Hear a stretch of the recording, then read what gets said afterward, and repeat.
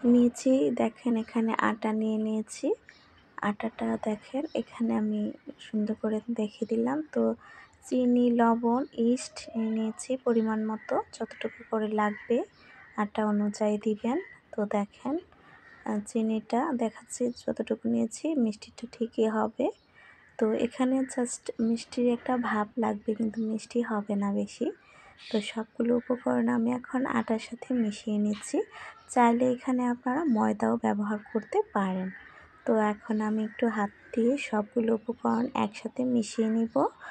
দেখেন আমি মিশিয়ে দেওয়ার পর এখানে অ্যাড করে দিয়েছি অল্প পরিমাণে তেল। তেলটা দিলে মানে এখানে আটাটা মাখা খুব সুন্দর হবে এবং হাতের সাথে লেগে আসবে না। আর দিয়ে দিব সামান্য একটু পানি।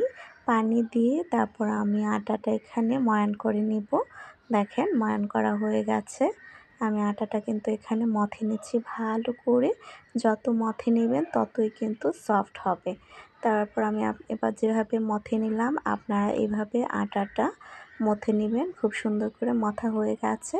এখন আমি এটা রেস্টে রেখে দেব আধা ঘন্টা। এই ফাঁকে আধা ঘন্টায় আমি ওখানে ভাজিটা করে নিব। তাহলে কিন্তু সকালের নাস্তাটা খেতে খুব মজা হবে। তো আমি এখন দেখেন আপনাদেরকে দেখালাম কত সুন্দর করে আটাটা আমি ডো বানিয়ে ফেলেছি। দেখেন খুব সুন্দর হয়েছে। তেল দেওয়াতে হাতের সাথে দেখেন একটুও কিন্তু লাগে নাই। জাস্ট আমি সুন্দর করে এখন আধা ঘন্টার জন্য রেস্টে রেখে দিলাম।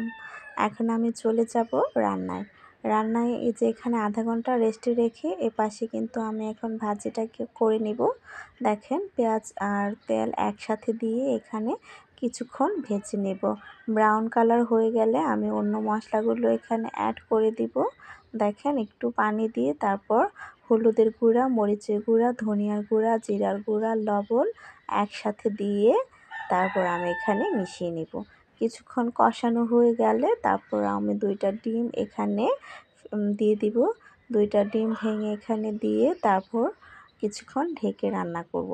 তো আমি দেখেন মশলাটা কষানো হয়ে যাচ্ছে। সুন্দর করে নাড়াচাড়া করে দিলে তারপর কিছুক্ষণের মধ্যেই মশলাটা কিন্তু কষানো হয়ে যাবে। চুলাটা অল্প আঁচে রেখে দিব। তারপর দিয়ে দিলাম 2টা ডিম। এখানে চাইলে আপনারা বেশিও দিতে পারেন। আমি এখানে সকালের নাস্তার জন্য 2টা ডিম দিয়েছি। তো 2টা ডিম দিয়ে আমি এখন দেখেন, আর এখন কিন্তু এই পর্যায়ে টাচ করা যাবে না, তাহলে কিন্তু ডিমগুলো ভেঙে যাবে।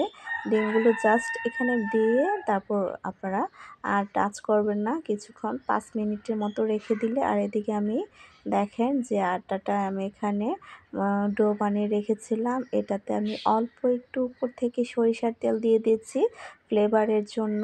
অনেক টেস্টি হয় দেখেন। আর আমি এখানে কিন্তু হাত দিয়ে একটা তাওয়াতে বসিয়ে দিলাম, আর উপর থেকে দিয়ে দিচ্ছি একটু সরিষার তেল।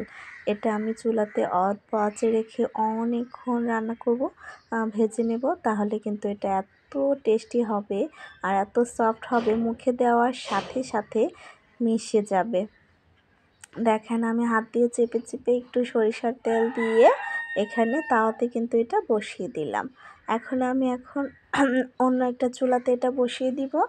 তাহলে কিন্তু সকালে নাস্তাটা খুব অল্প সময়ের মধ্যেই হয়ে যাবে। তো এপাশে আমার দেখেন ডিমগুলো কি সুন্দর করে সিদ্ধ হয়ে গেছে। আমি এখন এটাকে একটু উল্টে দিব। উল্টিয়ে দিলে তারপর অন্য পাশটা আরও কিছুক্ষণ কষিয়ে নিব। হয়ে গেল আমার সকালের নাস্তা রেডি। সামান্য মেয়োনিজ আর অল্প একটু টমেটো সস দিয়েছি, আর এখানে আমি পানি নিয়ে নিয়েছি।